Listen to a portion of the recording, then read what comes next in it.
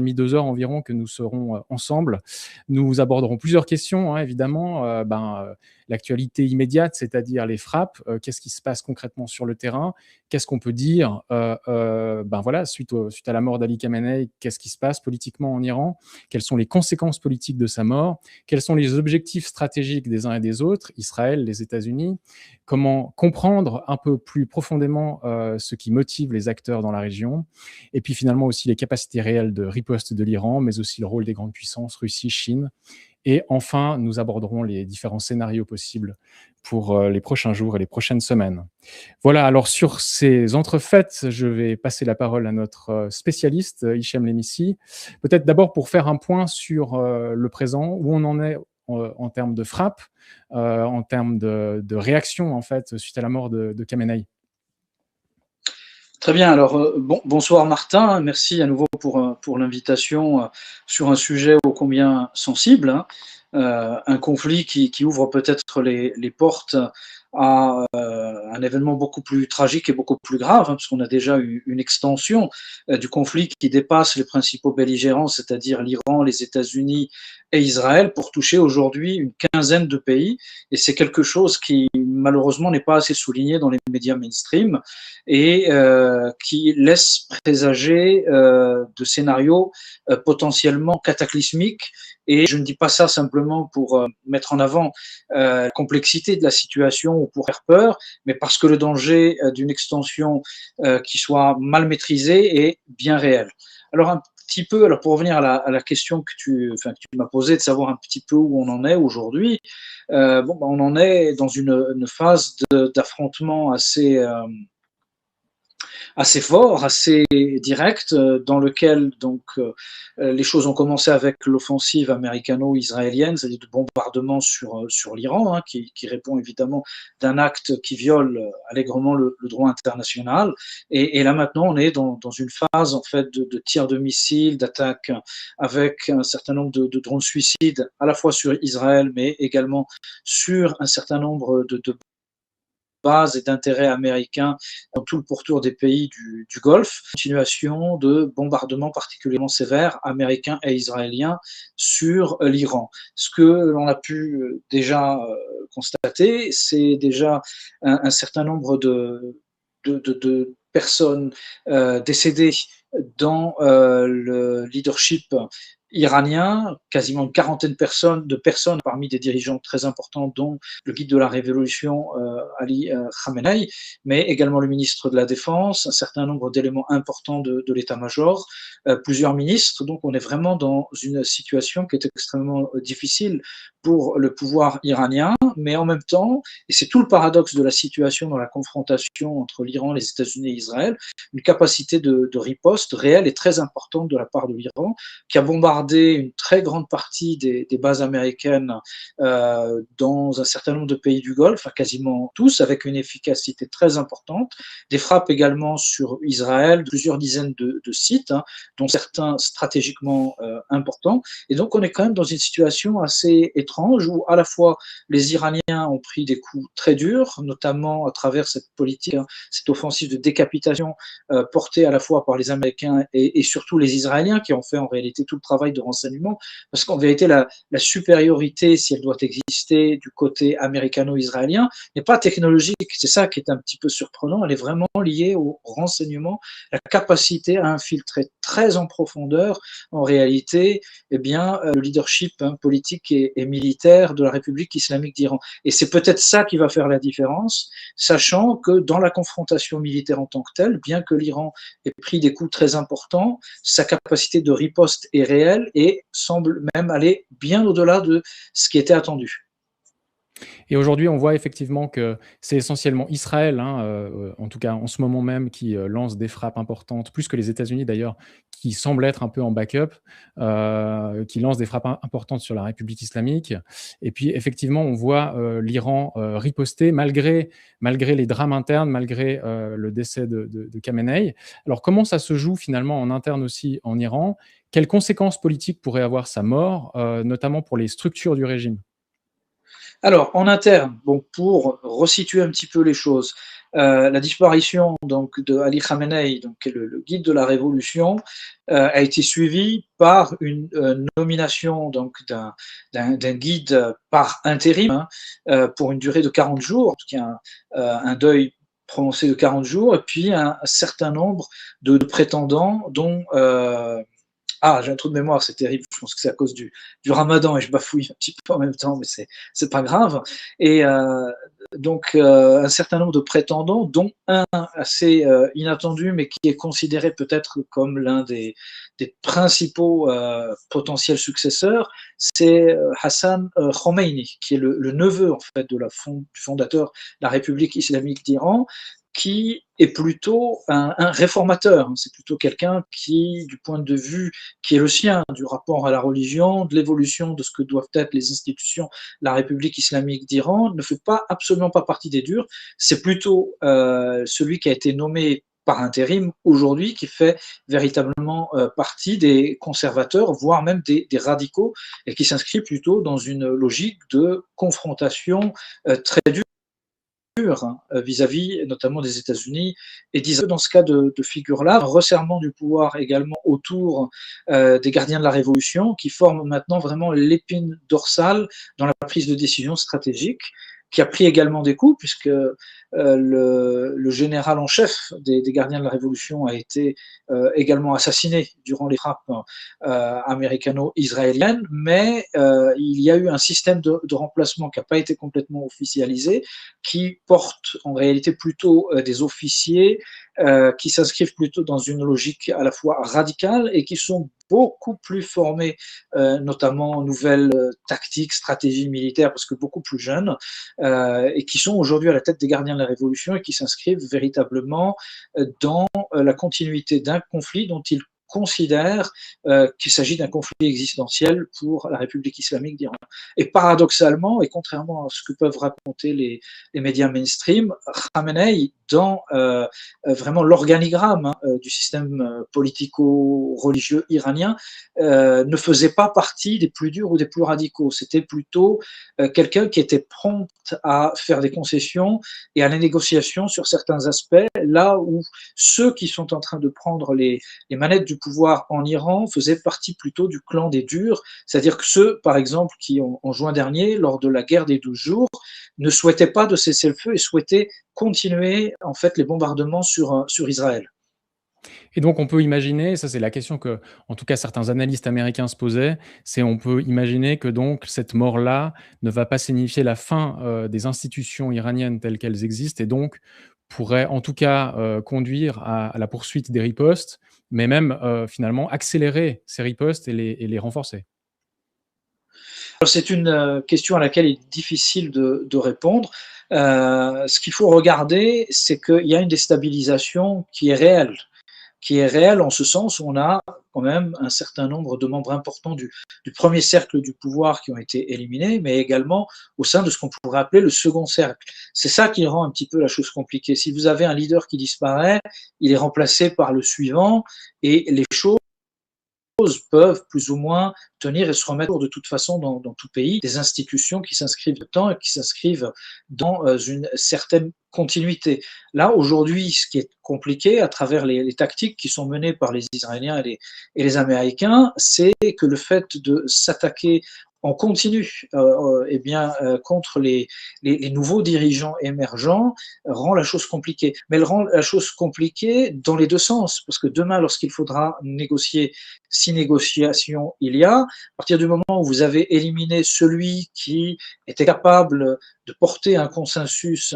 qui ne soit pas contesté par les autres, eh bien ça rend l'équation particulièrement compliquée et ça peut ouvrir la porte à des aventures particulièrement dangereuses, d'autant plus que nous voyons aujourd'hui l'extension du conflit. Les médias mainstream, je vous le disais tout à l'heure, n'en font pas mention, mais aujourd'hui, on est dans une guerre qui implique quasiment 15 pays, ce que ça représente, parce qu'entre Oui, c'est parce l'Iran et qu'effectivement, les États-Unis. Oui, effectivement, c'est qu'il y a eu la situation, c'est qu'en fait, l'Iran a frappé, les Émirats, notamment les bases américaines dans les Émirats, donc et c'était la première fois, je lisais d'ailleurs, que, des bases américaines étaient touchées depuis la guerre du Vietnam. Donc effectivement, la situation est grave. Et effectivement, 15 pays touchés, comme tu dis, c'est non négligeable. Non négligeable. Alors, il y a eu l'épisode de juin dernier où la base américaine au Qatar a été bombardée par les Iraniens, et puis quelques années auparavant, c'était une base américaine en Irak, après l'assassinat du général Soleimani. Donc du coup, il y a eu quand même ces deux petits épisodes-là, mais c'est lié de toute façon à l'Iran. Mais donc l'Iran a visé des intérêts américains et des bases américaines dans quasiment tous les pays du Golfe, mais elle a visé également la Jordanie, la Syrie, l'Irak, mais chose nouvelle, maintenant on a des frappes depuis l'Irak en direction des pays voisins. J'écoutais sur une chaîne d'information arabe, l'Arabia, qui offre une information quand même beaucoup plus poussée que la catastrophe auquel on peut assister sur des chaînes francophones comme LCI ou CNews, bien des éléments qui nous indiquaient par exemple que des milices pro-iraniennes, des milices chiites irakiennes, mais considérées comme pro-iraniennes, en fait, avaient bombardé l'Arabie saoudite, certaines zones, certaines bases, certains intérêts américains en Arabie saoudite depuis le territoire irakien. Sans compter que maintenant, vous avez également les Houthis du Yémen qui ont commencé eh bien, à bombarder un certain nombre de sites, bon, particulièrement des bateaux de commerce affiliés aux États-Unis ou au Royaume-Uni au niveau de la mer Rouge. Et puis, on a eu cet après-midi cette nouvelle d'un pétrolier qui a été coulé parce qu'il a voulu passer le détroit d'Ormuz. Et nous sommes en fait en train d'entrer dans une nouvelle dimension du conflit où l'Iran s'inscrit en fait dans une tactique ou une stratégie de guerre bien pensée, où il y a la dimension militaire, mais il y a également la dimension économique et la dimension politique. Et ça, les Iraniens l'ont bien compris et sont en train de jouer une partition en fait qui commence à être très dangereuse à la fois pour les États-Unis, mais également par rapport à la situation politique de Donald Trump. Parce que justement, tu mentionnais la fermeture du détroit d'Ormuz.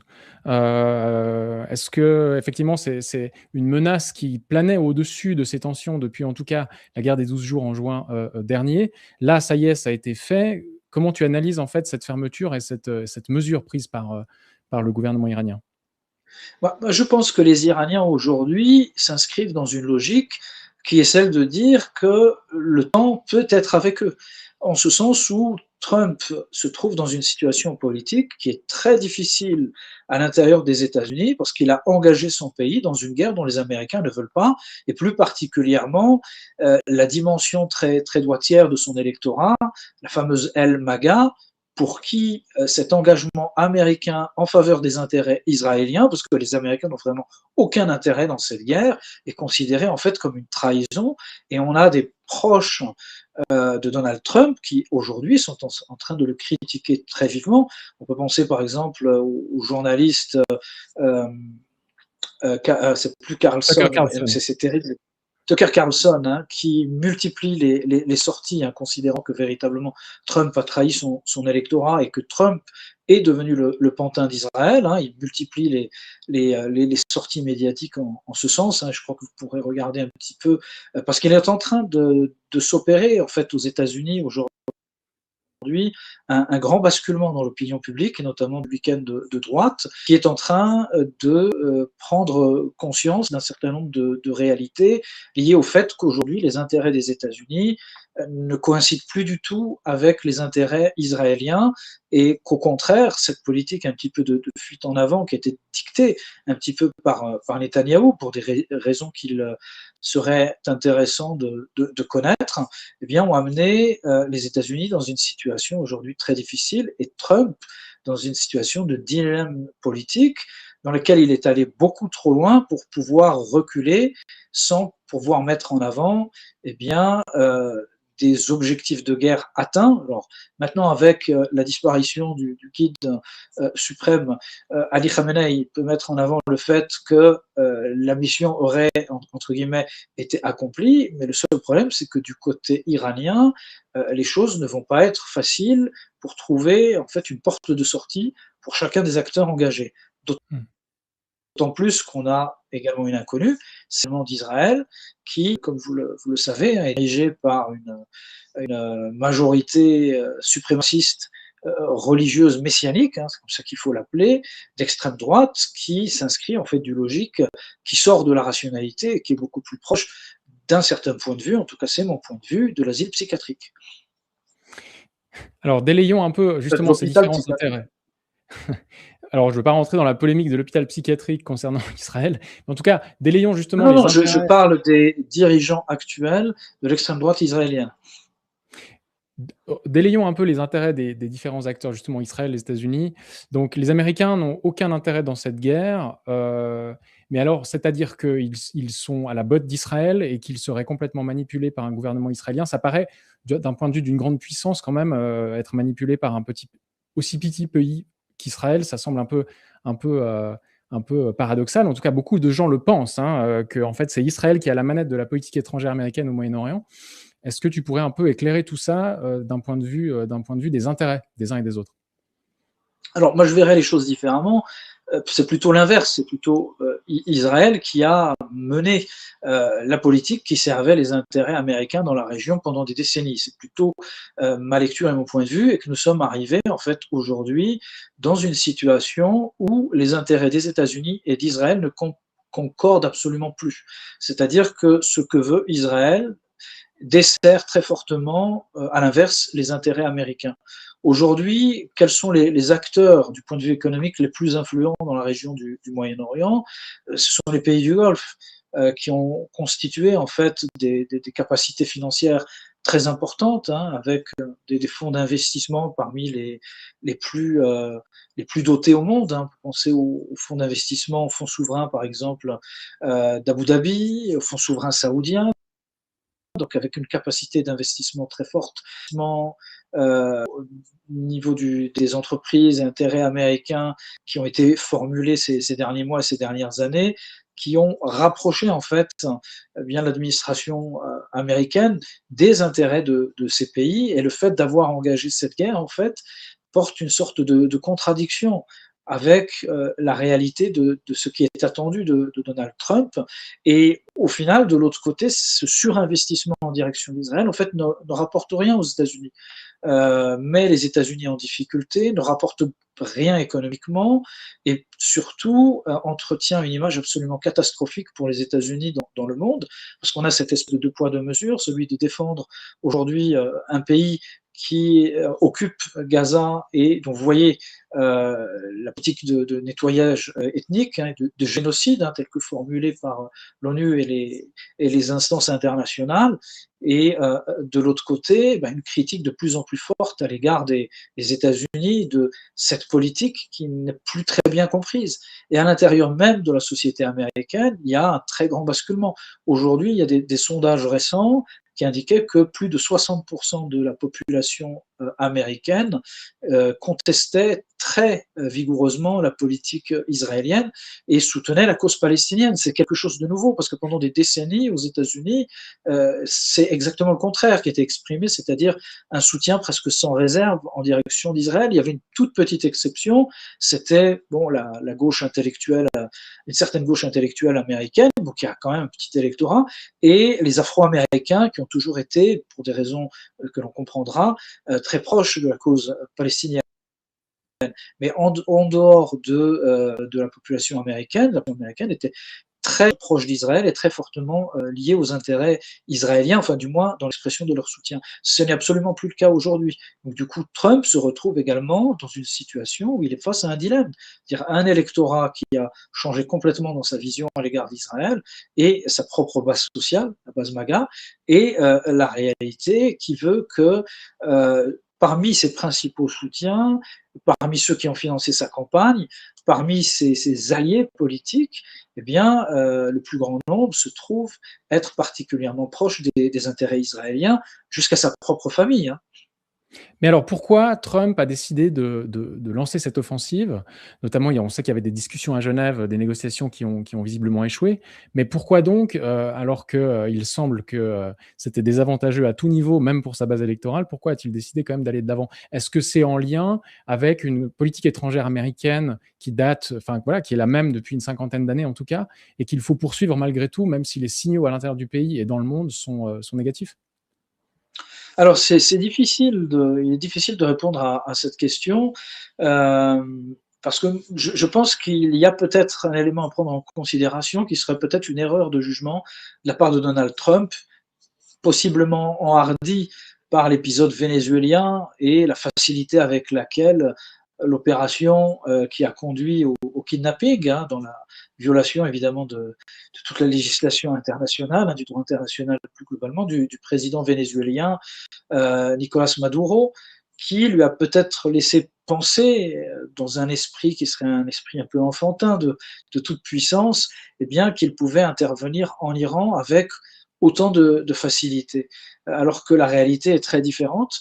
Moi, de mon point de vue, les capacités militaires, hein, les capacités balistiques, les capacités de guerre électronique iraniennes ont vraiment été très largement sous-estimé et fait, je pense, 2 ou 3 erreurs de calcul. Un, dans l'estimation de la supériorité américaine vis-à-vis de l'Iran, même si à terme, hein, la supériorité va de toute façon s'exprimer, parce que les Iraniens, je ne pense pas qu'ils auront la possibilité, sauf à vraiment s'inscrire dans une guerre d'usure longue, multi-échelle, hein, de pouvoir tenir suffisamment de temps pour faire tomber Trump, c'est-à-dire l'obligeant à reculer.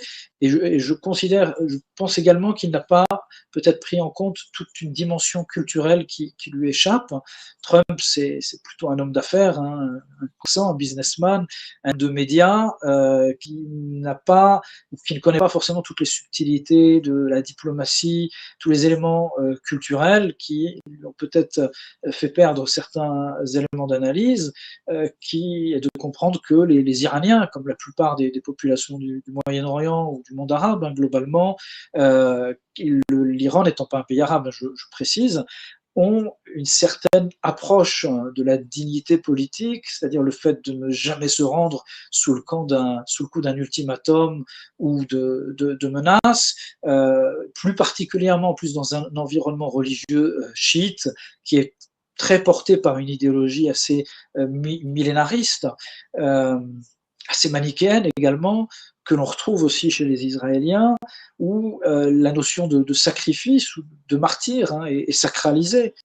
Et quelque part, derrière la disparition du guide, il y a peut-être un élément à prendre en considération, cet élément, en ce sens, puisqu'il a été tué dans sa propre résidence et que manifestement les éléments de mesures de sécurité, on va dire, élémentaires n'auraient pas été respectés, possiblement à sa demande, c'est-à-dire qu'il était prêt à assumer le fait d'être confronté à la mort. Et ça, c'est quelque chose peut-être qui a échappé à Donald Trump, qui a voulu forcer les choses dans un cadre où les Iraniens n'auraient jamais accepté en fait ce type de relation, n'acceptant pas de toute façon l'ultimatum qui a pu être accepté par une certaine vénézuélienne, dont on sait aujourd'hui qu'elles ont en quelque sorte vendu Maduro pour une reconfiguration des relations avec les États-Unis. Et ce que je trouve intéressant aussi dans la réflexion stratégique sur ces événements récents, c'est de replacer un peu la politique étrangère américaine. J'avais écrit un article récemment, que vous retrouvez d'ailleurs sur mon Substack, concernant un rapport de la Brookings Institution qui date des années 2000, début 2000, qui plaçait un plan en 9 points en fait pour réagir au problème iranien. Et c'est vrai que en fait, quand on voit le déroulé de ce qui se passe depuis d'ailleurs la guerre des 12 jours jusqu'à maintenant, on voit que Trump suit quand même un certain nombre de recommandations de la Brookings, notamment s'appuyer sur Israël pour mener des frappes sur le territoire iranien. Donc en fait, on a quand même l'impression que dans toute cette dynamique, Trump suit quand même les grandes lignes de la politique étrangère, qui est celle des États-Unis. Alors peut-être justement, dont le problème est de ne pas s'adapter aux réalités du terrain, qui sont celles du XXIe siècle, avec effectivement un pays comme l'Iran qui a quand même, au fil des ans, développé des capacités voilà, qu'on connaissait pas ou qu'on sous-estimait. Et puis voilà, il se retrouve face à une réalité là, mais alors que quand même, malgré tout, on a l'impression qu'il suit une forme de scénario, quoi, en s'appuyant sur Israël, notamment dans la région. Oui, oui, tout à fait, tout à fait. Vous avez raison de le mentionner. Aujourd'hui, on est dans la réalité d'une confrontation où, aussi surprenant que cela puisse paraître, les Iraniens sont en capacité de frapper toutes les bases américaines dans la région sans pouvoir être freinés ou arrêtés. Ça, c'est la réalité du terrain. Alors, ces frappes ne sont pas aussi puissantes que le bombardement américain sur l'Iran, faute de moyens suffisants et notamment étant empêchés d'avoir pu disposer d'une aviation militaire efficace. Mais malgré tout, je ne pense pas qu'il y ait beaucoup de pays dans le monde qui soient capables de réaliser ce type d'opération avec autant de précision et autant de facilité. Et ça, c'est quelque chose qui a échappé dans le jugement que font les Américains, notamment sur ce qu'on appelle les pays émergents. Et ça, on peut le considérer à une échelle plus vaste. En Ukraine, les Occidentaux, les Américains et les Occidentaux étaient confrontés à la même situation, parce qu'en fait, en Ukraine, on est dans une logique qui est celle d'un affrontement en réalité entre l'OTAN, la Russie, avec quelques soutiens issus d'un certain nombre de pays, dont la Chine, hein, par son apport économique, ou l'Iran. Il faut voir que, par exemple, sur l'Ukraine, aussi surprenant que cela puisse paraître, hein, je vais me répéter encore, c'est l'Iran qui a été vraiment le game changer et qui a révolutionné en fait la façon de faire la guerre sur le terrain avec l'implémentation systématique des drones, soit des drones tactiques ou drones stratégiques type Shahed, qui ont permis à la Russie de tenir le coup de la contre-offensive ukrainienne qui était portée en réalité par l'OTAN et qui fait qu'aujourd'hui, eh bien, la façon de faire la guerre n'est plus du tout la même.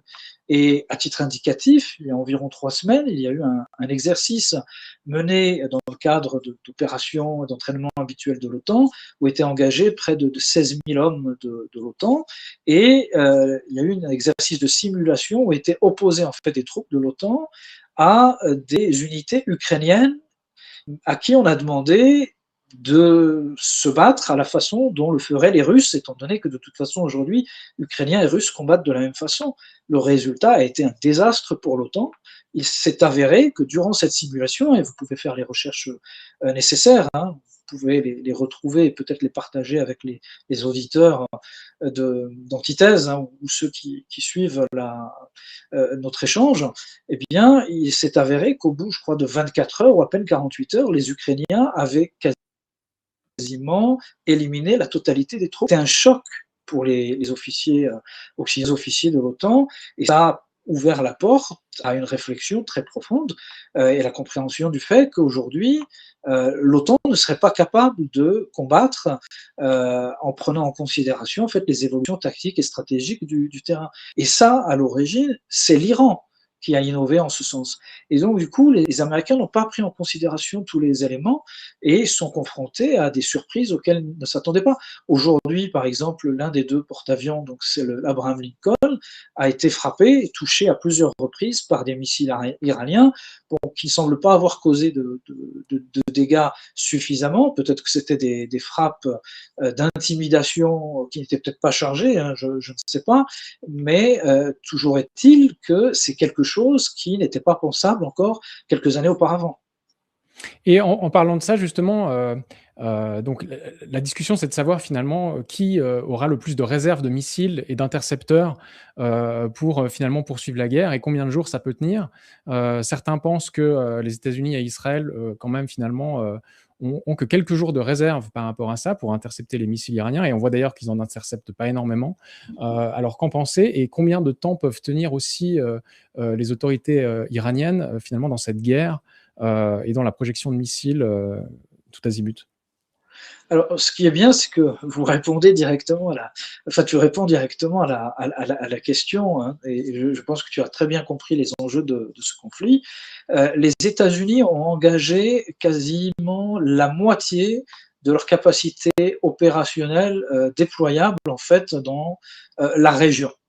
Alors, c'est pas la moitié de leurs effectifs hein, de la marine militaire, hein, bien entendu, mais ce qui était en capacité de projection, ils en ont engagé quasiment la moitié. C'est quasiment du jamais vu depuis la Seconde Guerre mondiale. Ah, peut-être une petite réserve avec ce qu'a été la guerre du Golfe, mais en tout cas pas une telle quantité dans un temps aussi limité. Et ça, c'est important à le mettre en avant, parce que ce déploiement aussi lourd, aussi important, ne relève pas du hasard. C'est tout simplement parce que les États-Unis ont bien étudié ce qui s'est déroulé durant la guerre des 12 jours, hein, qui a opposé Israël à l'Iran en juin dernier, et ont opéré comme une espèce de calcul avec une stratégie qui était celle de mener une politique de saturation militaire à l'encontre de l'Iran, c'est-à-dire faire l'inverse de ce que l'Iran a fait vis-à-vis d'Israël. Israël a fait, c'est-à-dire qu'au moment de la fin des 12 jours, Israël n'est plus en capacité ni de riposter, ni de répondre, ni d'intercepter quoi que ce soit. Ce qui a amené les Et on voit d'ailleurs États-Unis que le dôme de fer aussi n'a pas tenu très longtemps. dans le nouveau conflit, ce qu'on appelle le dôme de fer s'est révélé encore moins efficace, puisque les Iraniens aujourd'hui bombardent Israël avec des salves de missiles relativement limitées et ont une capacité en fait de frappe et d'atteinte de leurs objectifs qui est beaucoup plus importante qu'en juin dernier. Donc, ce qui montre qu'il y a eu une évolution, à moins, et ça c'est certains qui le mettent en avant, que l'Iran ne fasse pas la guerre toute seule, mais qu'en réalité, sur tout ce qui concerne le traçage satellitaire et le soutien électronique, eh bien, ce soit la Chine qui est engagée aux côtés de l'Iran. Et c'est ce qui est tout à fait probable au vu des livraisons de systèmes technologiques relativement avancés qui ont été livrés par la Chine durant toutes les dernières semaines. Alors, on va reparler de la Chine et de la Russie, mais juste sur le point des armements et des technologies disponibles, il a été mentionné que des missiles hypersoniques ont été utilisés par l'Iran hier sur Israël. Qu'en est-il? Tout à fait. Alors, hier, l'Iran a utilisé un missile hypersonique, en fait, d'une génération, j'allais dire inconnue, en ce sens où c'est un type de missile dont la trajectoire, alors c'est une trajectoire changeante, hein, ça c'est quelque chose de relativement classique par rapport à la catégorie des missiles hypersoniques, mais qui, au moment de l'arrivée, en fait, arrive quasiment à la verticale sur l'objectif, ce qui le rend absolument impossible à intercepter. Et l'Iran a utilisé un missile équivalent, donc hier en fin de journée. Alors je serais incapable de vous dire quel objectif a été touché, quels ont été les dégâts, mais toujours est-il que l'Iran a développé une nouvelle classe de missiles tout à fait innovant et qui met en avant et qui conforte l'idée eh bien, des avancées technologiques très importantes qui ont été celles de l'Iran en la matière, comme lors de la confrontation, lors de la guerre des 12 jours en juin dernier, l'Iran avait été capable de neutraliser le fameux système du dôme de fer à distance pendant quasiment toute une nuit, et ce qui avait accélération des choses et l'intervention des États-Unis. Effectivement, et on voit bien d'ailleurs que dans les médias ici, on avait largement sous-estimé en fait, l'importance des bombardements iraniens et la pénétration en fait, enfin l'échec du dôme de fer pour arrêter ces bombardements. Là, aujourd'hui, qu'en est-il? C'est-à-dire que est-ce qu'il y a quand même des interceptions? Alors j'imagine qu'il y en a quand même un certain nombre, mais est-ce qu'on sait concrètement quelle est la pénétration des missiles iraniens en Israël notamment, et combien de temps cela peut-il durer pour Israël? Alors, je ne pourrais pas vous donner des chiffres exacts sur le taux d'interception ou autre. Je peux simplement vous dire qu'aujourd'hui, les Iraniens ont surtout, sur ce qui concerne les objectifs américains, frappé quasiment tous les systèmes radars des bases américaines. Donc ça veut dire que les Iraniens préparent peut-être des frappes contre les vaisseaux et navires américains. Et que Comme dans un l'Abraham premier Lincoln, temps, quoi, comme aujourd'hui. ils l'ont fait aujourd'hui. Et que dans un premier temps, ils ont cherché surtout à éliminer toutes les capacités de détection, permettre justement de protéger les navires. Côté israélien, les Iraniens ont visé un certain nombre d'objectifs, des objectifs militaires. Ils ont frappé l'une des bases du Mossad, qui était plus située en intérieur du pays, qu'ils ont visé et qu'ils ont réussi à atteindre. Ils ont visé un certain nombre d'objectifs d'Haïfa, qui est le principal israélien, sachant que Eilat ne fonctionne plus comme il fonctionnait auparavant, et ils ont visé aujourd'hui une station de dessalement d'eau de mer. Il y a d'autres objectifs qui ont été également touchés, mais ce que l'on peut constater, c'est qu'entre le nombre d'objectifs qui ont été touchés, les images qui sont relayées à la fois sur les réseaux sociaux ou sur les médias, notamment les médias arabes, qui sont assez inquiets de la situation, parce que beaucoup de ces médias sont des médias liés au pays du Golfe, donc qui sont absolument pas pro-iraniens, mais qui ont une couverture beaucoup plus professionnelle et absolument incomparable de ce que l'on voit sur LCI, BFM, CNews, où on est vraiment au niveau de l'indigence intellectuelle et de la honte, hein, de la honte.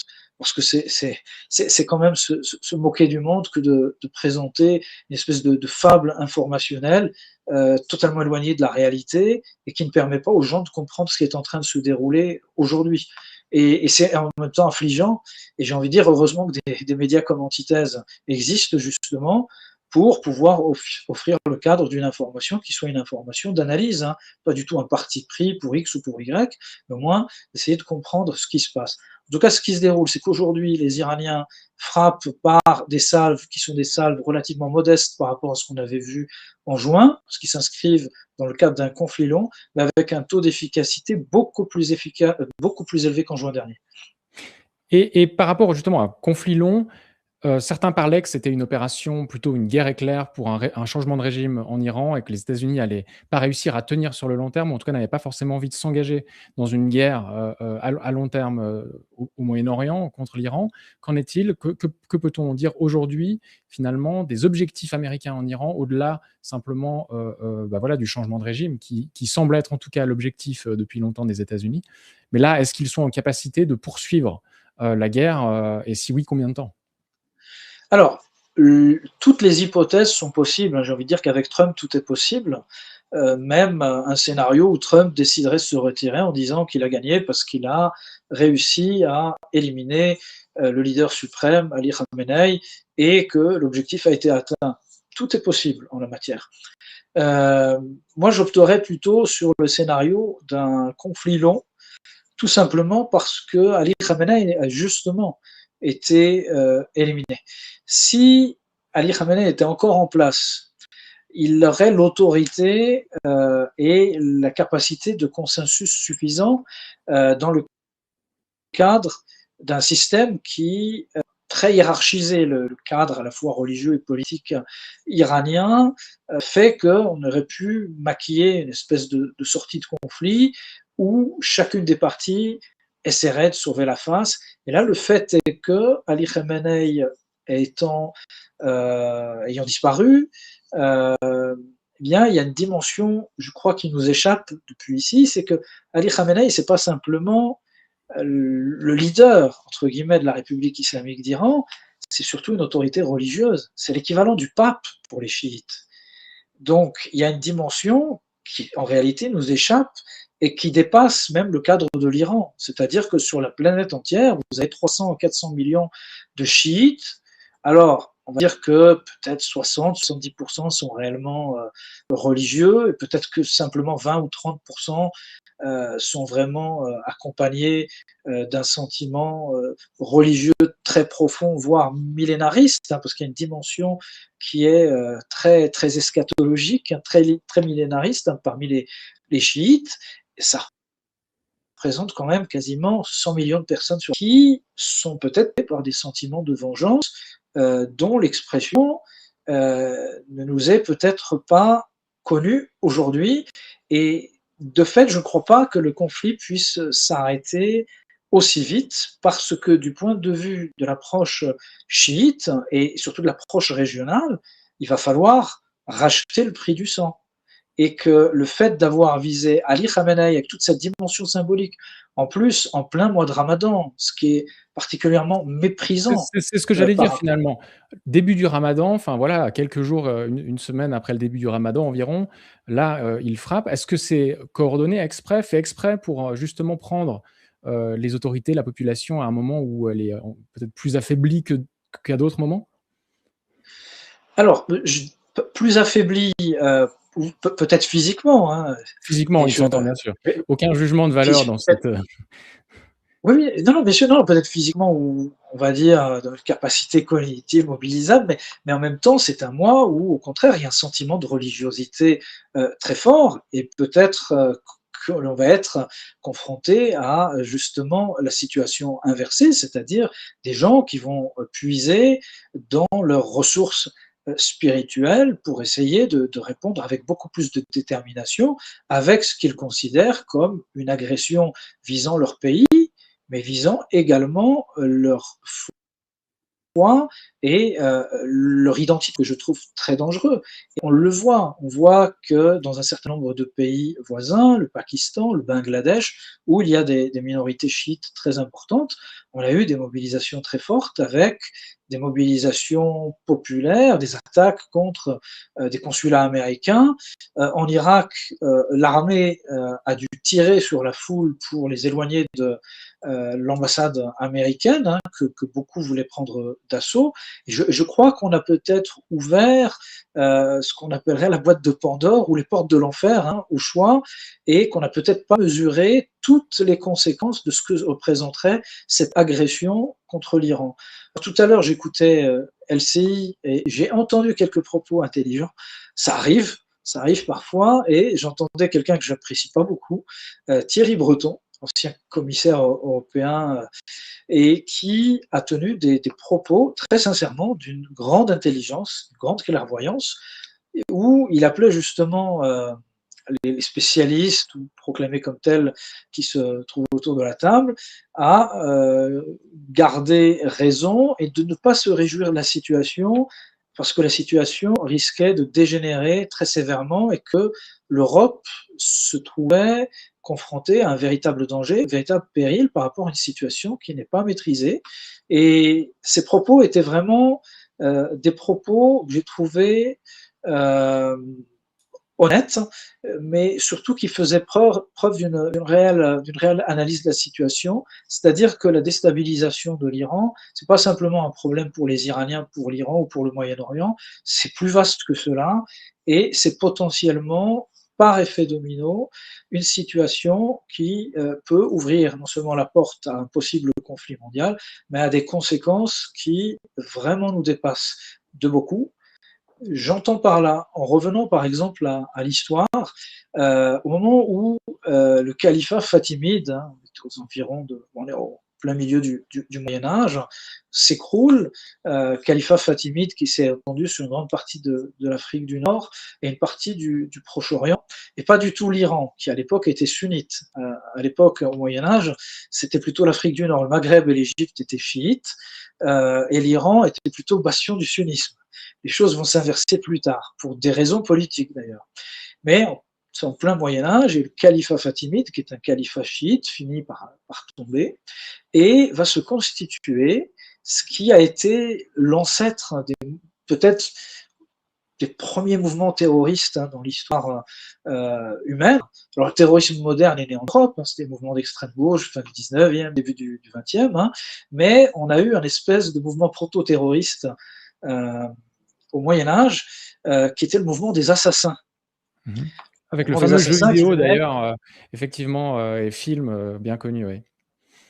voilà, et c'était les hashichines, les fumeurs de hashish, hein, qui consommaient du hashish avant d'aller commettre leurs crimes politiques, et qui vont terroriser toute la région pendant des décennies, en opérant notamment des opérations d'assassinat ciblées, des opérations de décapitation, hein, comme quoi c'est pas nouveau, éliminant toute une partie des élites, de tel pouvoir, de tel émirat, par souci et par motivation de vengeance.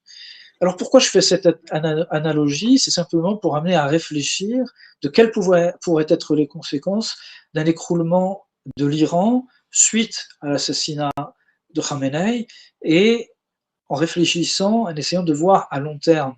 C'est-à-dire que l'instabilité du Moyen-Orient ne rend service à personne. Et je ne parle même pas des conséquences économiques. Et si on veut aller sur le terrain des conséquences politiques pour l'Europe, moi j'invite tout le monde à réfléchir. Voyons ce qui s'est déroulé en Syrie. En Syrie, la plupart des pays occidentaux ont soutenu malheureusement un certain nombre de mouvances djihadistes, en pensant que eh bien, l'ennemi de mon ennemi était mon ennemi, et qu'il n'était pas grave, bien que la coloration politique soit en contradiction avec nos valeurs, hein, nos valeurs propres à l'Europe, au monde occidental. Et eh bien, on a eu une guerre civile qui a duré, qui continue jusqu'à aujourd'hui, et des millions de réfugiés syriens qui se sont rendus en Europe. On a vu les conséquences politiques qui en ont découlé. L'AFD n'aurait jamais existé sans les migrants syriens. droite que l'on voit aujourd'hui en France avec une potentielle arrivée au pouvoir, eh bien, n'aurait certainement pas connu l'ascension qu'elle connaît aujourd'hui sans tout le cadre politique, l'ambiance politique que l'on a connue ces dernières années avec cette question des réfugiés. Imaginez demain si un pays comme l'Iran, 95 millions d'habitants, fortement déstabilisé, qui va déstabiliser d'autres pays voisins, eh bien, ouvre la voie à des nouvelles vagues de migration, mais cette fois-ci, migration massive. Et on n'aurait pas 3, 4, 5 millions de réfugiés, mais une vingtaine de millions de réfugiés. Imaginez les conséquences politiques pour l'Europe. Elles vont être dévastatrices. Et je crois que beaucoup qui semblent se montrer heureux de voir ce qui est en train de se dérouler en Iran n'ont pas compris que le plus grand risque aujourd'hui pour l'Iran, c'est vraiment une déstabilisation durable et une guerre civile qui risque de plonger le Moyen-Orient dans la tourmente, mais au-delà de ça, toute l'Europe dans un scénario peut-être catastrophique du point de vue politique. Les médias, par chez nous, pointent la figure, du Shah, enfin le fils du Shah, comme étant un prétendant, potentiel à la succession, voilà, en Iran.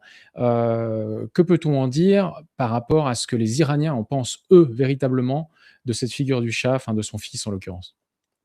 Alors, très honnêtement, la figure du Shah ou du fils du Shah ne représente pas grand-chose dans l'opinion publique iranienne. Il a très certainement un petit courant, peut-être quelques pourcents de l'opinion tout au plus, et vraiment, je ne suis pas sûr.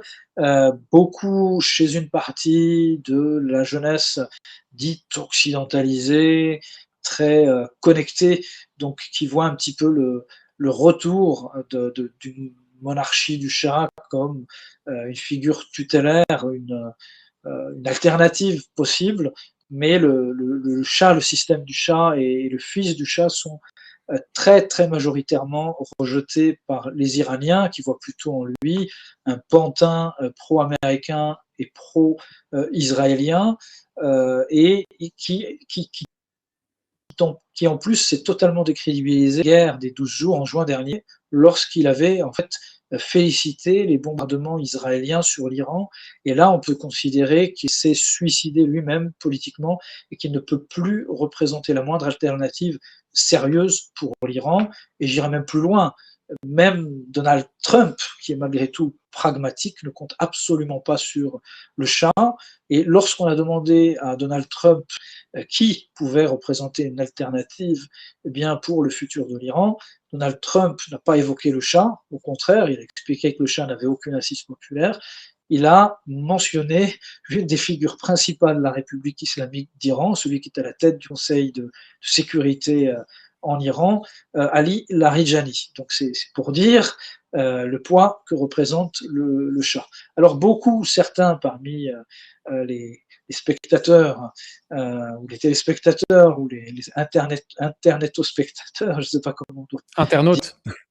dire les choses internautes pourraient considérer cette figure du fils du Shah importante, peut-être en étant en contact avec un certain nombre d'Iraniens de la diaspora.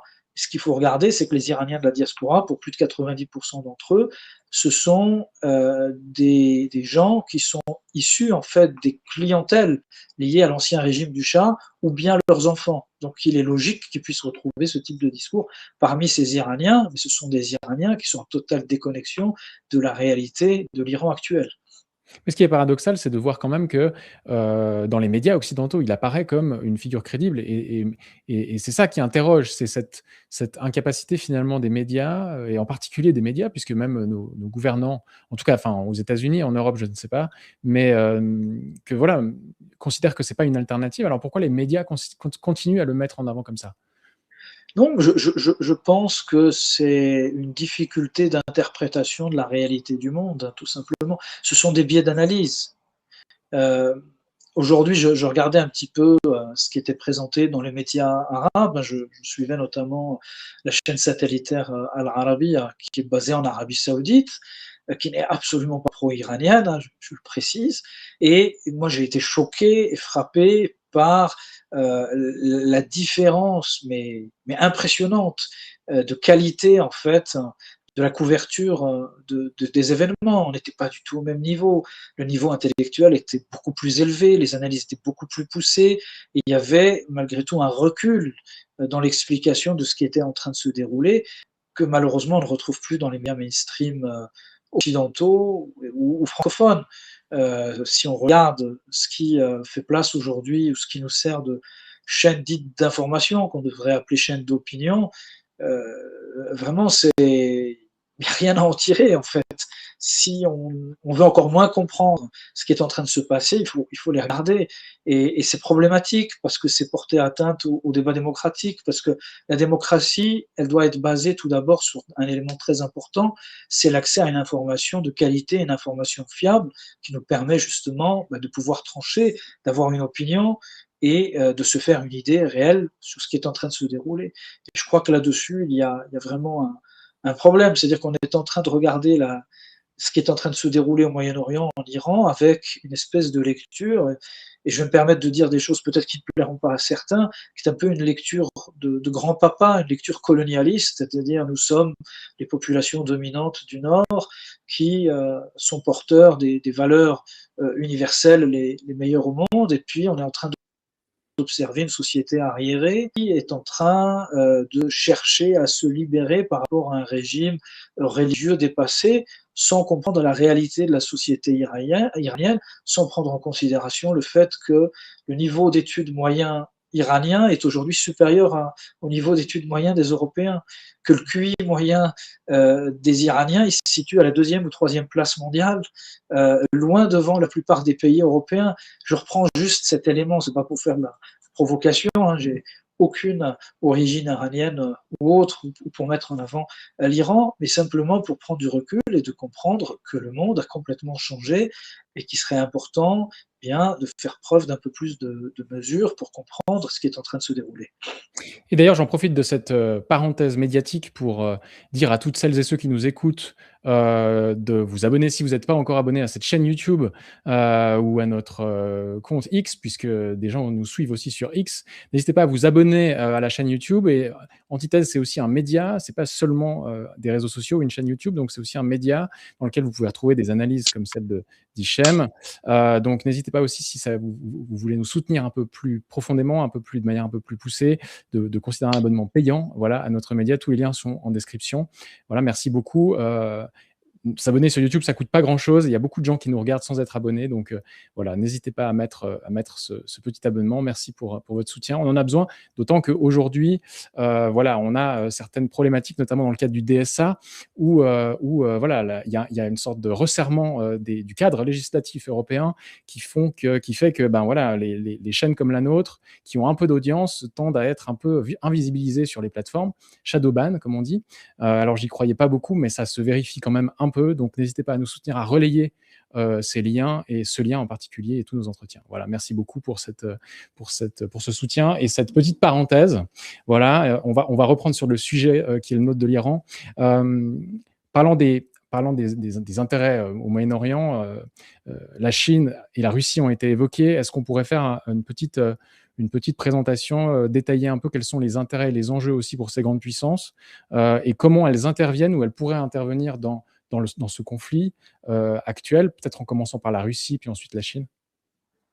Alors, effectivement, on ne peut pas analyser ce conflit en restant simplement sur le cadre régional, moyen-oriental, ou dans l'opposition États-Unis-Iran.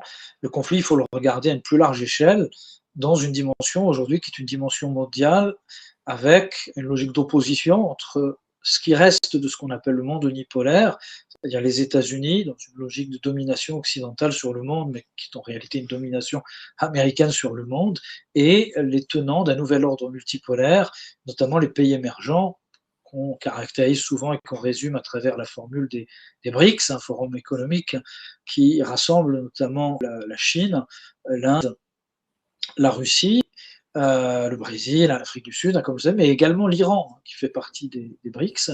Et l'Iran occupe une place singulière, notamment pour la Chine et la Russie, qui justement ont des intérêts très particuliers et qui qui risquent d'être les perdants si l'Iran était amené à s'effondrer. Alors on va commencer par, si on prend les deux grandes puissances, hein, la Russie et la Chine, peut-être par l'acteur qui a le moins d'intérêt en Iran, mais tout en ayant d'importants intérêts en Iran. Donc la Russie, ce qu'il faut regarder, c'est qu'il y a un partenariat stratégique qui est très important entre la Russie et l'Iran pour plein de raisons. Tout d'abord parce que l'Iran aujourd'hui est un acteur important dans la guerre en Ukraine et a apporté un soutien militaire et technologique, notamment dans le segment des drones, où au début du conflit, la Russie était en fait très en retard. C'était vraiment un pays qui n'avait absolument pas investi dans la technologie des drones, un peu d'ailleurs comme ce qui a été le cas de l'armée française, hein, qui a été obligée sur le terrain de se rattraper, et l'Iran y a grandement contribué, ce qui fait qu'aujourd'hui, la Russie est quasiment le champion du monde dans la production de drones au moins low cost, et on a fait en fait un véritable game changer, avec en plus une production industrielle très très importante. Ensuite, ce qu'il faut regarder, c'est que la Russie et la Chine ont une proximité géographique, hein, quasiment une frontière au niveau de la mer Caspienne, et des projets en fait en commun, notamment à travers ce qu'on appelle corridor nord-sud, qui rallie en fait la Russie et notamment le port de Saint-Pétersbourg, donc qui donne sur la mer Baltique, à travers en fait un réseau fluvial et de canaux pour ce qui est du côté iranien, et qui met en fait en relation directe Saint-Pétersbourg et Bandar Abbas, donc la mer du Nord et l'océan Indien, en passant par la mer Caspienne. Donc on a ici un projet structurant très très important entre les deux pays, outre le fait que ces deux pays se sont également énormément rapprochés en raison des sanctions, l'Iran ayant contribué pour beaucoup d'une expertise financière en fait qui a été apportée aux Russes, l'élève ayant fait beaucoup mieux que le maître, pour en fait trouver des solutions de contournement des sanctions à l'égard de la Russie. Et c'est une collaboration qui s'est constituée à partir de 2014 et qui s'est amplifiée après 2022 et qui a permis en fait aux Russes de contourner relativement facilement, surtout si on regarde les résultats économiques. Hein, l'économie russe se porte très bien. On est dans une situation de plein emploi. Hein, pour ceux qui sont au chômage et qui voudraient postuler, il y a plein d'emplois à prendre en Russie. Simplement, ils seront peut-être assez mal payés par rapport aux standards européens, mais toujours est-il qu'on est bien loin de la fable de l'économie russe qui allait s'effondrer, hein, comme vous l'avez dit, l'ancien ministre des Affaires économiques français, Bruno Le Maire. Monsieur Le Maire, hein, qui est professeur à Lausanne, d'ailleurs, en économie. Donc, je sais Et pas. qu'on salue, et qu'on salue, et qu'on On salue. salue, hein, je sais pas ce qu'il enseigne, enfin, comment mettre en faillite un État en une année, enfin, je sais pas. En tout cas, voilà, on pourrait en rire un petit peu, si ce n'était quand même assez triste hein, d'utiliser des formules aussi péremptoires et d'être déconsidéré ensuite par le rattrapage de la réalité. Et d'ailleurs, hein, je me souviens qu'à l'époque, c'était en 2022, j'avais personnellement écrit un rapport sur le sujet des sanctions où j'avais expliqué que les sanctions allaient renforcer les capacités industrielles russes, que la Russie allait contourner les sanctions très facilement. On m'avait pris pour un fou. Et la réalité m'a donné raison. Donc voilà, c'est pour la petite.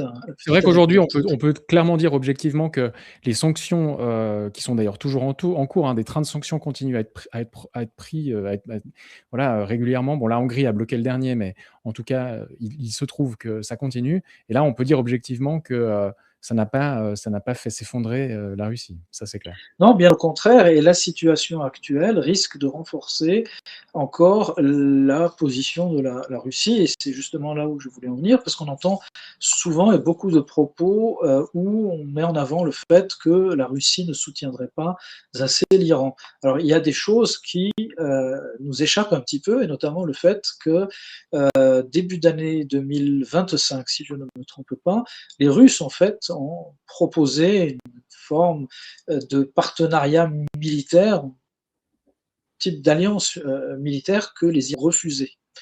C'est important à prendre ça en considération, tout simplement parce qu'au sein du système politique iranien, on a fait en fait des oppositions très marquées sur la question du positionnement à l'égard à la fois des pays montants, pays émergents, la Chine et la Russie, ou plutôt la volonté du monde occidental. Et ça, ce sein des élites va présente comme élite religieuse. C'est-à-dire qu'on n'est pas dans une logique d'opposition religieuse, monde musulman, monde occidental. C'est absolument pas ça.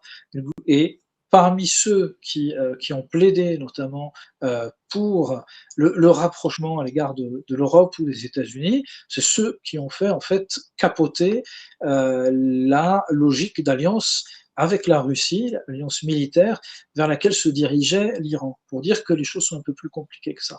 Et du coup, il y a aussi un autre élément à prendre en considération, c'est que l'Iran, c'est un concurrent à la Russie sur le marché énergétique, notamment pétrolier et gazier. Et que sur ce volet-là, plus des pays qui étaient sous sanctions ou qui avaient une possibilité d'exportation limitée, eh bien, se rapprocheraient des pays occidentaux et se verraient justement lever les sanctions, eh bien, c'est autant de difficultés supplémentaires pour la Russie, eh bien de contourner les sanctions et d'écouler en fait leur gaz et leur pétrole sur les marchés parallèles.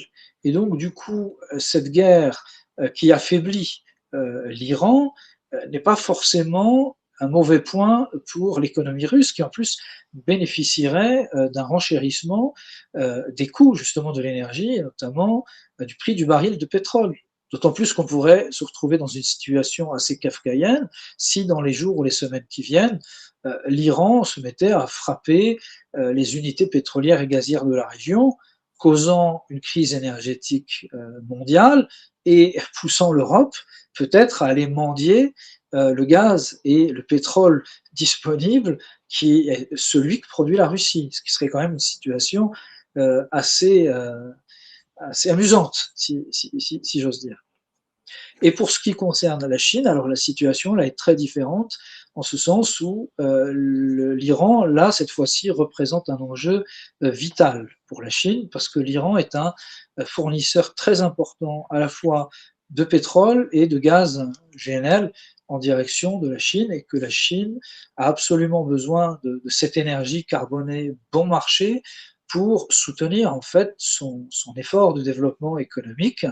Et le fait, après ce qui s'est déroulé au Venezuela, où la Chine constitue un client important du Venezuela, eh bien, on se retrouve avec une situation où l'Iran serait fermé à la Chine. Là, cette fois-ci, la Chine serait confrontée en réalité à une crise majeure et se trouverait contrainte d'intervenir. Alors, quand je dis d'intervention, ce n'est pas d'intervention militaire, intervention diplomatique plus poussée, rétorsion en direction des États-Unis, il y en a déjà eu. Il y a eu déjà une rétorsion sur un certain nombre de terres rares destinées notamment à l'industrie d'armement américaine liée à la guerre en Iran, et des menaces qui ont été exprimées par la Chine en direction des États-Unis pour stopper l'exportation d'un nombre important de composants absolument essentiels à l'industrie militaire américaine, qui se trouverait cette fois-ci complètement bloquée dans vous savez, la chaîne de valeur qui lie justement et paradoxalement la Chine aux États-Unis. Et d'ailleurs, Et il faut prendre en considération, et il oui, y a encore d'autres éléments, c'est la route alors, de la soie, les routes de la soie. voilà, Les allons-y routes sur de la ça, c'est ce soie, que j'allais dire, effectivement. Il y a encore ça, effectivement, qui rentre en ligne de compte, ouais. donc la route de la soie, grand projet structurant qui vise à interconnecter la Chine avec l'Europe, l'Afrique et plus globalement le reste du monde. Les principales routes, les principaux corridors, l'un des principaux corridors passe justement par l'Iran et interconnecte en fait la Chine à l'océan Indien par le port de Bandar Abbas. Donc la Chine ne veut pas laisser tomber l'Iran comme ça, tout comme également l'Iran fait partie de l'Organisation de coopération du traité de Shanghai, avec un partenariat très important avec la Chine, et le fait que l'Iran, surtout sur ces derniers mois, soit devenu un client très important pour l'industrie militaire chinoise, même si les systèmes n'ont pas été complètement livrés, et que l'on s'acheminait également à l'achat par l'Iran d'un certain nombre d'avions, d'appareils militaires type J-10, qui ont prouvé toute leur efficacité dans la confrontation entre le Pakistan et l'Inde, notamment face au Rafale, qui a été mis en grande difficulté par rapport au système chinois, c'est-à-dire avions de combat, mais également missiles RR, et cette dimension est à prendre en considération. C'est ce qui explique d'ailleurs peut-être le fait que l'Israël et les États-Unis ont voulu intervenir militairement plus vite que prévu. On peut se demander d'ailleurs si, voilà, l'intervention américaine en Iran, en tout cas cette focalisation sur l'Iran n'est pas justement un épisode ou un proxy dans la guerre économique que se mènent les États-Unis et la Chine. Il semble que les éléments là donnés laissent entendre que, en visant l'Iran, on viserait aussi la Chine. Et effectivement, l'une des clés d'analyse et qui permet d'expliquer le pourquoi du ralliement de Trump aux thèses israéliennes, c'est le fait qu'en s'attaquant à l'Iran, en fait, on prive la Chine d'un accès privilégié aux ressources carbonées, en hydrocarbures de l'Iran.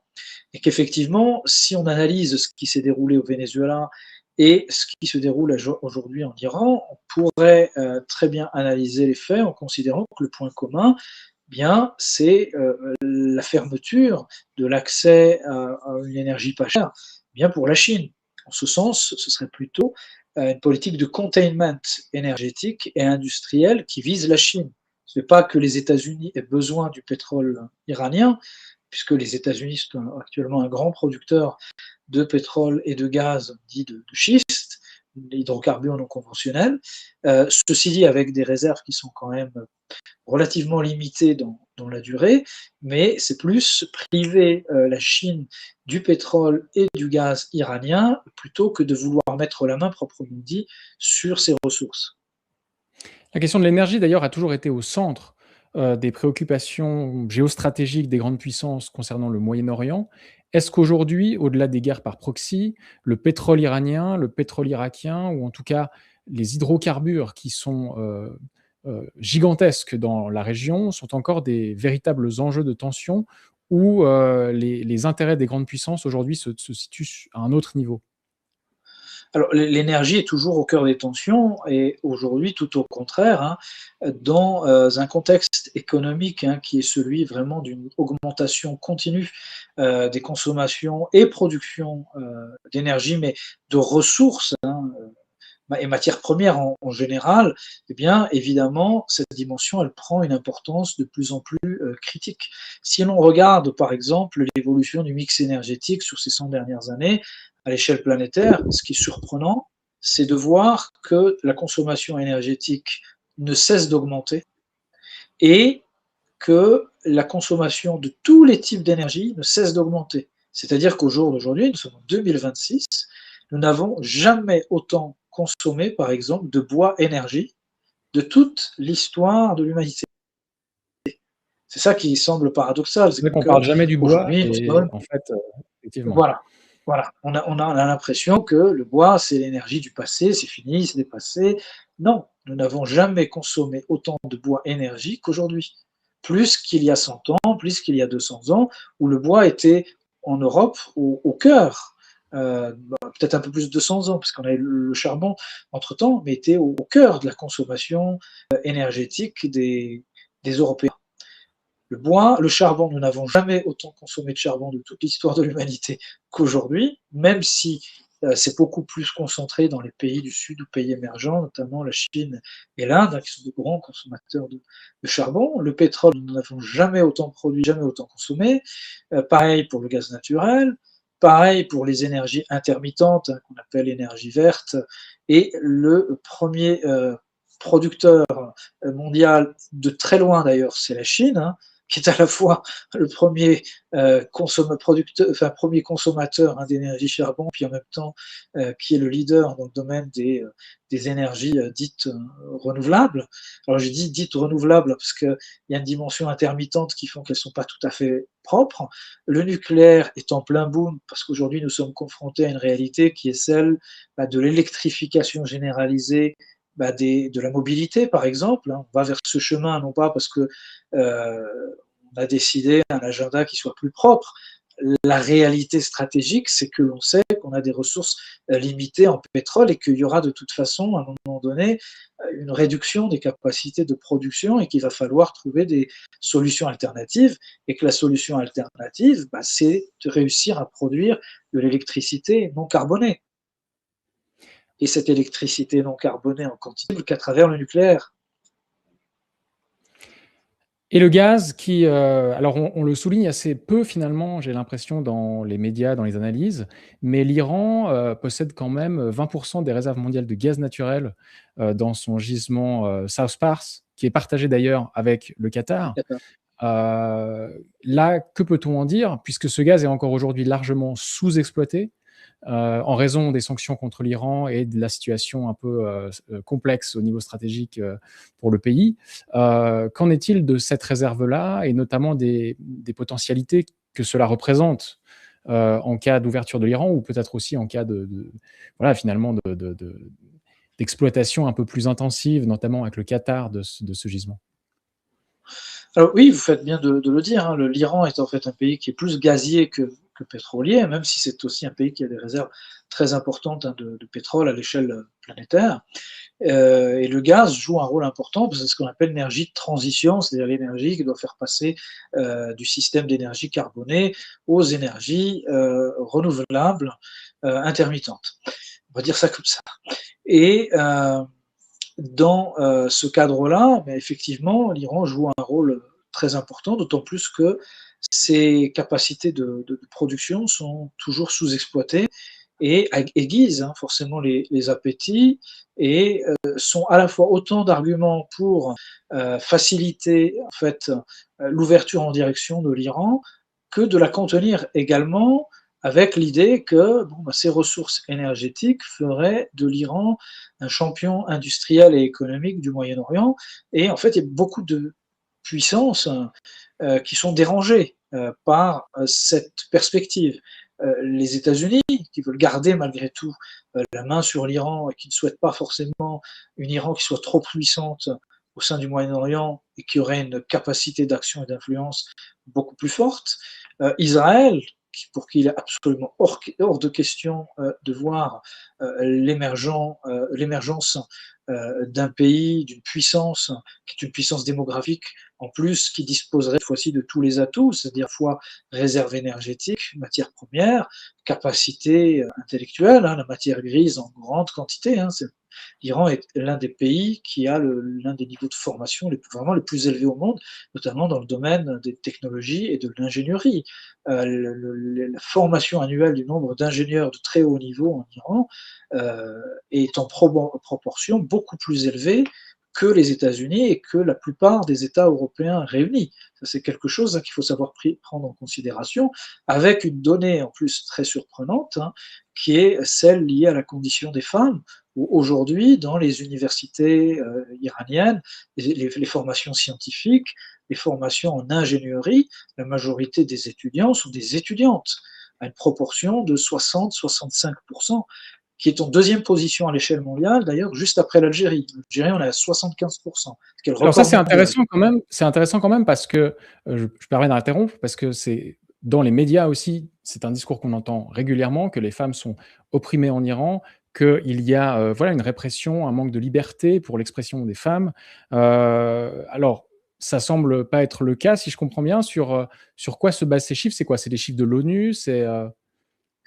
Alors, ce sont des chiffres, effectivement, que l'on retrouve hein, dans les données statistiques des organisations internationales. Donc, ce sont des sources officielles hein, qui sont faciles à trouver. Et effectivement, ton étonnement, il rend compte hein, des biais d'analyse que l'on fait ici parce qu'on porte un jugement sur une région du monde, sur un pays en fonction de son identité, du cadre religieux dans lequel il évolue, avec cette idée préconçue que parce qu'on serait de telle religion, de telle confession, de telle région, eh bien on aurait une attitude discriminante, généralisée à l'égard des femmes.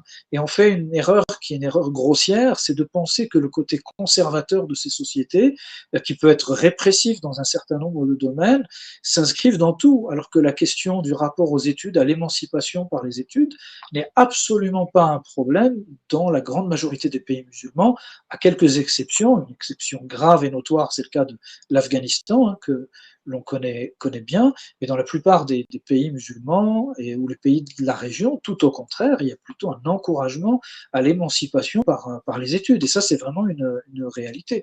Je vous parlais tout à l'heure de l'Algérie, savoir que par exemple dans les années 70, en Algérie, un quart des pilotes de chasse, des pilotes d'avion en Algérie étaient des femmes. Vous pouvez faire les recherches pour retrouver ces éléments qui sont absolument surprenants, mais c'est une réalité. Et en fait, on a du mal à comprendre la complexité de ces sociétés. Et d'ailleurs, la contradiction, elle était la plus choquante, j'allais dire justice. Les Américains ou les Israéliens ont bombardé hier plusieurs écoles, dont une école primaire de filles, avec quasiment 100 à 200 victimes, hein, des petites filles entre 4 et 10 ans. Et symboliquement, dans tout le discours qui est celui de dire que dans les pays musulmans, on interdirait aux filles d'aller à l'école, je suis désolé, ce sont les bombes américaines qui ont tué des centaines de petites filles qui allaient à l'école. Et ça, c'est quelque chose qui est profondément choquant et qui ne correspond absolument pas à la réalité. Allez maintenant dans les pays du Golfe, un pays comme les Émirats arabes unis, juste pour la petite information, 60% du patrimoine, je crois plus de 60% du patrimoine économique du pays est détenu par des femmes. On est loin de ça en Suisse, très très loin. On est loin de ça en France. Effectivement, il semble qu'il y ait une énorme propagande ou en tout cas une méconnaissance, profonde de ces régions. Heu, pour en revenir à l'énergie, donc on a parlé du gaz. Une autre thématique évidemment dont on parle beaucoup concernant l'Iran, c'est le nucléaire. Il semble aussi là qu'il y ait un certain nombre de discours de propagande. Qu'en est-il véritablement aujourd'hui en Iran du nucléaire, notamment dans sa dimension militaire évidemment? Alors pour ce qui concerne le nucléaire, hein, pour le dire assez généralement, donc les Iraniens ont un très haut niveau d'expertise en matière de recherche nucléaire, avec des scientifiques, des techniciens de très très haut niveau. Ça c'est un fait. Ils ont développé un programme de développement nucléaire très poussé, notamment dans le domaine du nucléaire civil. Bon, ils disposent de réacteurs nucléaires, hein, la fameuse centrale nucléaire de Boucher, qui a été construite en collaboration avec les Russes et qui jouxte notamment les bords du Golfe, hein, justement, enfin de l'océan Indien ou du Golfe Persique. Et surtout, en matière de développement du programme nucléaire militaire, nous sommes dans une situation qui est difficile à évaluer, en ce sens où, historiquement, il a existé un programme militaire nucléaire iranien qui avait été développé d'ailleurs en collaboration avec les Américains et les Israéliens. C'est assez étonnant. À l'époque du Et Shah. qui a pris fin, en fait, à l'époque du Shah, exactement, et qui a pris fin avec la révolution islamique. Et c'est l'ayatollah Khomeini, à cette époque, qui avait mis fin à ce programme pour des motifs religieux, en expliquant que la construction d'une arme nucléaire était totalement incompatible avec les préceptes de l'islam, qui interdisaient, dans son interprétation, la construction d'armes qui pouvaient mettre en péril l'humanité ou détruire en fait la création divine, c'est-à-dire qui pouvait avoir des effets sur la Terre, détruire l'environnement. Et donc, le programme militaire nucléaire a été supprimé, en fait, jusqu'à la disparition de l'ayatollah Khomeini, en 88 ou en 89. Et à partir de là, il y a commencé à avoir une nouvelle réflexion en Iran sur la possibilité de reprendre en fait le programme nucléaire militaire, et c'était motivé par ce qu'on appelait la guerre Iran-Irak, où en fait l'Iran a été bombardé régulièrement à coups de missiles par l'Irak à l'époque de Saddam Hussein, les fameux missiles Scud, et les Iraniens en fait n'avaient pas les moyens de riposter, en fait ne disposaient pas de missiles, ne disposaient pas de systèmes d'armes qui leur permettaient de répondre, et donc ce que les Iraniens ont vécu comme une sorte de traumatisme, c'est ce qu'on appelait la fameuse guerre des missiles, et ont pensé justement à disposer de l'arme nucléaire pour sanctuariser le territoire. C'était à l'époque de Rafsanjani, à l'époque de la présidence de Rafsanjani, il y a eu une reprise en fait du programme militaire nucléaire iranien qui aurait été gelé au début des années 2010, puis particulièrement avec l'accord de 2015. Avec Obama, ouais. Qui a été repris avec Obama, qui a repris depuis, et pour lequel, en fait, il est difficile de dire si il est réellement militaire ou pas. De l'AIEA ont toujours clamé que le programme n'était absolument pas nucléaire, donc je m'en tiens militaire, pardon, donc je m'en tiens à ça. Mais étant donné le contexte géopolitique propre à la région et à la situation de l'Iran, surtout après les invasions de l'Irak, la guerre civile en Syrie, me mènerait plutôt à penser qu'ils ont repris en réalité un programme militaire à vocation nucléaire,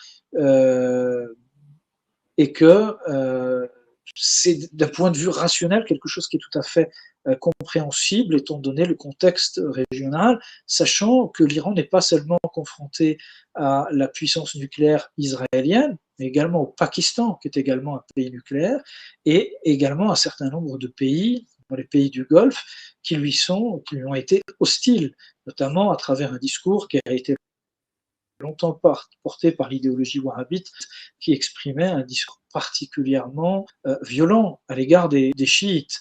Et ça, c'est à mon avis quelque chose qui est à prendre en considération, en plus des menaces américaines.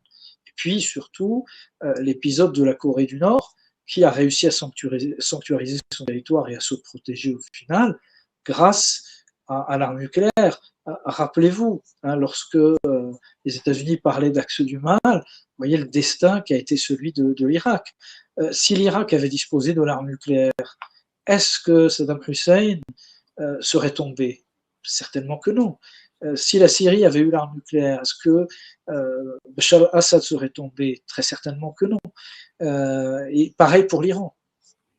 Donc il est possible effectivement que cette justification qui est avancée notamment par le gouvernement américain, qu'il s'agit de contenir en fait le développement nucléaire iranien, notamment pour défendre les intérêts israéliens. Donc cette justification pourrait être légitime, en tout cas d'un point de vue américain ou israélien. Moi, je vais reprendre l'analyse en relations internationales de Raymond Aron. Lorsque Raymond Aron parle de l'épisode de la guerre froide en disant que finalement c'est la dissuasion nucléaire qui a permis d'éviter la guerre. Et que pour la région, je pense que si d'autres puissances disposaient de l'arme nucléaire, peut-être que c'est quelque chose qui apporterait un cadre qui soit beaucoup plus stabilisé dans la région et que le fait qu'on ait un monopole nucléaire dans la région du Proche-Orient est peut-être la clé du problème, ou alors qu'il faudrait plaider pour une dénucléarisation totale de la région et qu'il faudrait à la fois dénucléariser l'Iran, mais également dénucléariser Israël et forcer l'ensemble des pays de la région à signer ce qu'ils ont fait pour la plupart, le traité de non-prolifération, à l'exception d'Israël, qui n'a jamais signé au passage. Et je pense que c'est peut-être là l'une des clés qui pourrait apporter stabilité et pacification de la situation sur le long terme. Nous avons mentionné au début de ce live, les Émirats, les pays du Golfe, qui ont été effectivement aussi, eux, massivement, frappés. Alors, en tout cas massivement. Il y a eu des tirs qui ont atteint leur territoire. Qu'en est-il de leur réaction? Dans quelle position se trouvent-ils aujourd'hui? Il semble que c'est un peu complexe notamment, parce que beaucoup sont alliés des Américains, mais en même temps ont des intérêts économiques essentiellement, dans la région aussi. Donc pour eux, comment ça se passe? Quelle réaction faut-il s'attendre, les concernant? Alors, les pays du Golfe se trouvent dans une situation aujourd'hui qui est une situation très difficile et très compliquée à analyser. Pourquoi? Parce qu'ils ont toujours été, sur ces 20 dernières années, dans une logique de défiance très forte à l'égard de l'Iran, mais qu'en même temps, sur ces dernières années, il y a eu une politique de rapprochement, notamment entre l'Arabie saoudite et l'Iran, voire de proximité économique relativement importante, notamment entre le Qatar et l'Iran, les Émirats arabes unis et l'Iran. En plus d'une dimension de proximité diplomatique également avec le sultanat d'Oman, qui joue régulièrement le rôle de médiateur entre l'Iran et les États-Unis. Et le Qatar, c'était indirectement entre l'Iran et Israël. Et donc, tout nous laissait porter à croire que sur ces derniers mois, eh bien, ces pays faisaient pression, et ils ont fait pression sur les États-Unis, en fait, pour empêcher une confrontation militaire avec l'Iran. Du coup, il est assez surprenant de voir qu'au moment où les États-Unis décident de bombarder l'Iran, eh bien, la plupart des attaques se sont faites avec des départs d'appareils depuis en fait les bases américaines situées sur ces pays, l'Arabie Saoudite compris. Et c'est ce qui explique pourquoi les Iraniens ont riposté en ayant prévenu avant même le début du conflit tous ces pays qu'ils frapperaient les bases américaines si celles-ci étaient utilisées par les Américains pour bombarder l'Iran. Donc en soi, il n'y a pas vraiment de surprise. Et les Iraniens ont évoqué les éléments de droit international pour dire qu'ils étaient en droit de frapper les bases bien desquelles étaient partis les avions qui ont frappé en fait. Aujourd'hui, ce qu'il se passe, c'est que ces pays se trouvent dans une situation économique périlleuse et à plus d'un titre. Tout d'abord, le risque lié au commerce pétrolier, la fermeture du détroit d'Ormuz, où circule près de 20% du commerce mondial des hydrocarbures, et la plupart de ces pays sont fortement dépendants des ressources en hydrocarbures. Donc déjà, ils sont confrontés à une véritable problématique, puisque beaucoup des champs pétroliers les plus importants sont situés au niveau du Golfe arabo-persique, d'une part. De deux, les Iraniens aujourd'hui ont bombardé une unité d'exploitation pétrolière offshore émirati. Est-ce un premier avertissement, une intimidation, ou est-ce le premier pas dans une gradation de l'escalade qui amènerait les Iraniens à frapper les installations pétrolières et gazières des pays du Golfe, ce qui nous emmènerait cette fois-ci dans une crise énergétique mondiale d'importance peut-être jamais vue jusqu'à aujourd'hui, parce qu'il ne s'agirait pas simplement, ce qui est arrivé dans le passé, d'un embargo pétrolier momentané, ce serait la destruction d'infrastructures et d'équipements qui ne pourraient être reconstruites qu'après plusieurs années Et donc une crise d'investissement. financière importante au niveau mondial. Et une crise financière, de toute façon, demain, ça je ne veux faire peur à personne, dans une proportion relativement importante, préparez-vous, c'est le krach financier. Alors peut-être que je me trompe, mais en tout cas, tous les indicateurs sont au rouge.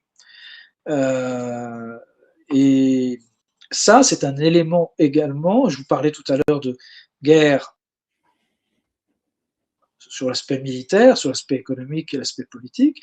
Aujourd'hui, l'Iran a entamé un processus de guerre économique inversé.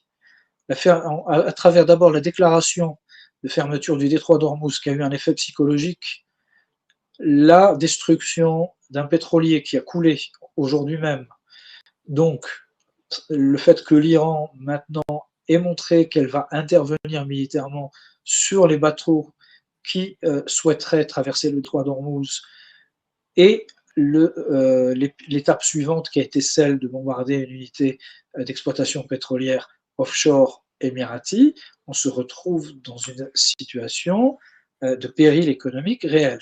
Ensuite, il y a une autre dimension pour les pays du Golfe qu'il faut prendre en considération, c'est que ces pays se destinaient, ambitionnaient à devenir en quelque sorte le hub financier, touristique, événementiel, en gros le grand hub international de la globalisation.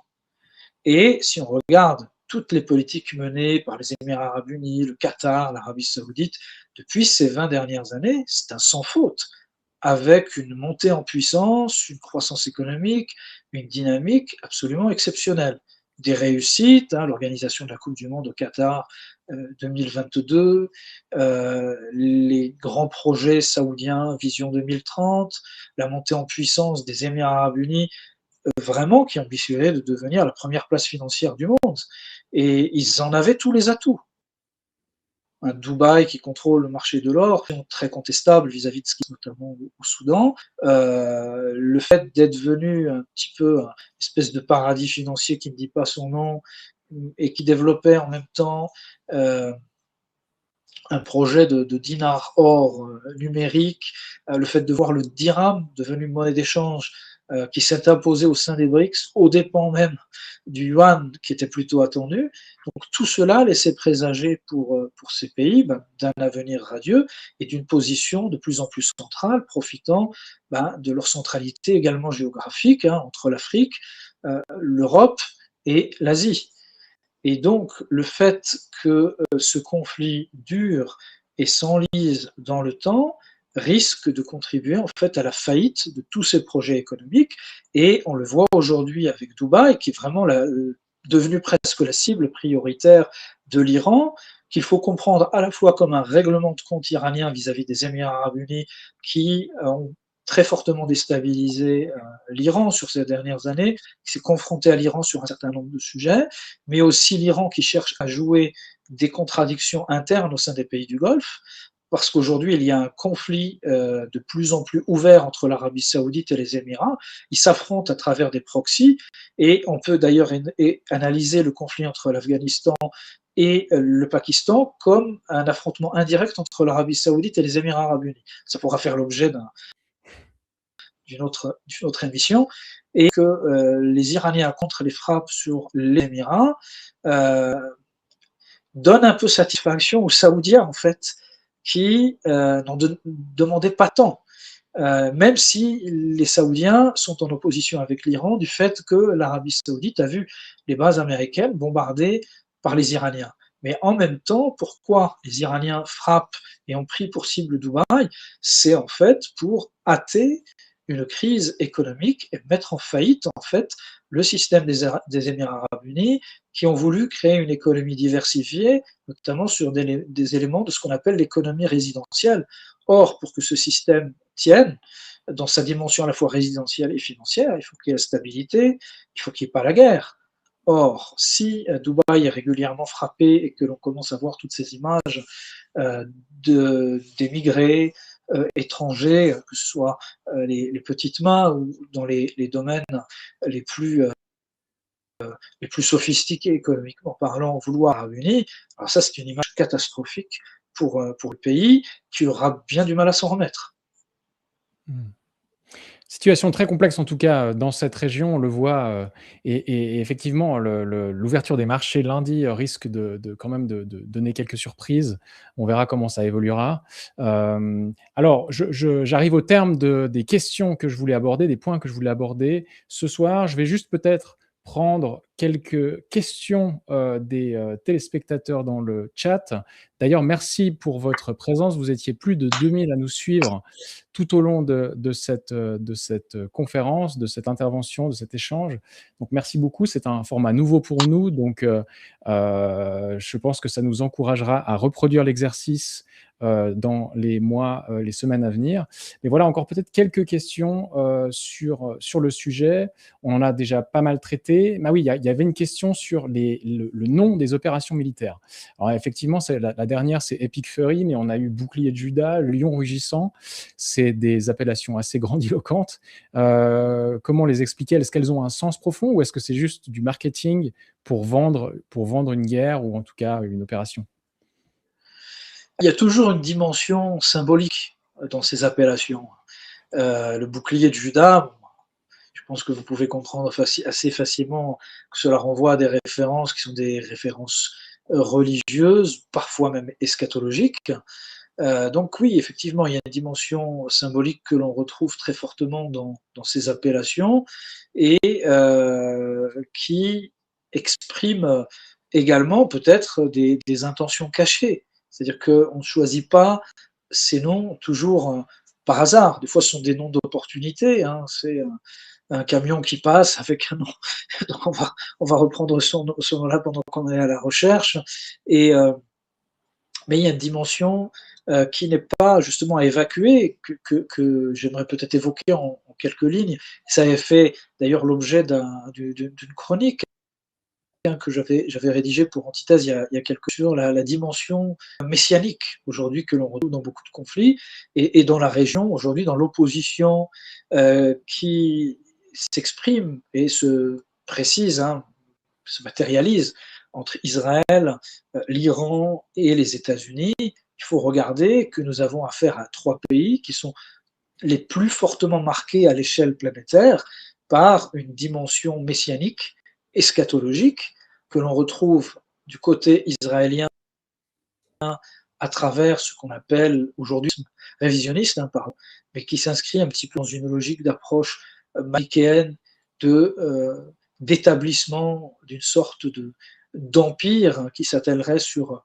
l'ensemble du Moyen-Orient et qui serait hâté par le retour la venue du Messie, ou le retour du Machia, comme il est dit. Côté américain, on a toutes les églises évangéliques qui sont très fortement marquées par ce qui s'assimile à ce qu'on appelle le sionisme chrétien et qui considère que nous serions en fait à l'approche de la fin des temps et que cette fin des temps pourrait être hâtée comme une sorte de recherche d'accélération de l'histoire qui aboutirait au retour du royaume de Dieu sur terre, apporterait le bonheur aux humains dans une société parfaite, mais qui doit passer en fait par une période marquée par des malheurs, des épreuves particulièrement fortes, et pour accélérer en fait cette marche vers le salut d'un certain point de vue, eh bien, il y a des événements qui peuvent être précipités, et parmi eux, ce qui serait en fait le retour de tous les juifs sur la Terre Sainte, et c'est ce qui explique pourquoi les évangéliques ou les évangélistes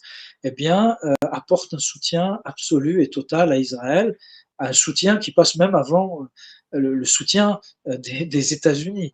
Et puis du côté iranien, on est dans une dimension très très fortement messianique, qui est inexistante en vérité dans l'islam sunnite, hormis l'épisode récent de Daesh. C'est quelque chose qui est totalement étranger à la tradition musulmane sunnite, c'est-à-dire qui existe, mais dans des textes, mais qui a toujours été plutôt vu d'un mauvais œil, déconsidéré et absolument pas mis en avant.